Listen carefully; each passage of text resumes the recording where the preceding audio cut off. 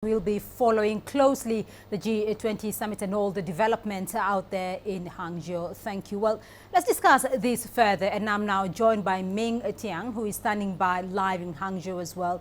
Ming Tian, as Wang Mamang mentioned there earlier, the Deputy Finance Ministers and Central Bankers meeting is underway in Hangzhou.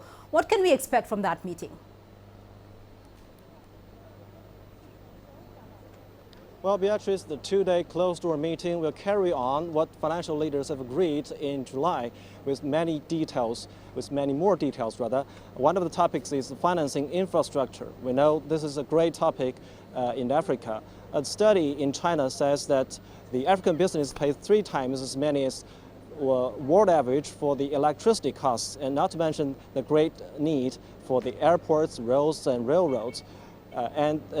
The alliance for the infrastructure financing has been set up upon the financial leaders agreement, and 11 multilateral development banks will join the efforts, including the World Bank, Asian Development Bank, and so on. Another topic is the fighting tax loopholes. We know the taxation system needs an upgrade because it cannot suit the current global economic situation. And one of the ways to do that is through South-South cooperation, meaning developing countries helping out each other. They learn from each other's experience. Also, they have to consult with the developed economies to learn more. Of course, honestly speaking, developing countries and developed countries do not need the same taxation system, so a lot of negotiation has to take place. And we might expect certain guidelines toward the end of the meeting, but we may not expect too many details because a lot of the topics are new to the G20. Beatrice?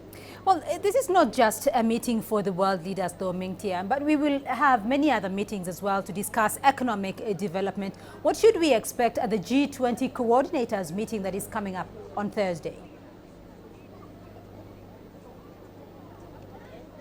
Sure. I mean, one of the key topics for under the coordinators track is the G20 blueprint for innovative growth. This means a detailed action plan for industrial upgrade and digital economy. We know that today's world, many economies have relied very heavily on physical and monetary policies since the 2008 financial crisis. But both these policies have their limits. It's like taking a medicine. It only cures an illness, but it does not lift the overall health of the world economy. So the leaders have agreed to make a bold move to upgrade the growth pattern. Another one is the United Nations 2030 Agenda for Sustainable Development. This actually involves many action work in developing countries. We know nowadays nobody could develop alone because we're so deeply interconnected. Developing countries and developed countries have to work hand in hand to lift growth. And this is also the first time that growth has been put into the macroeconomic global network.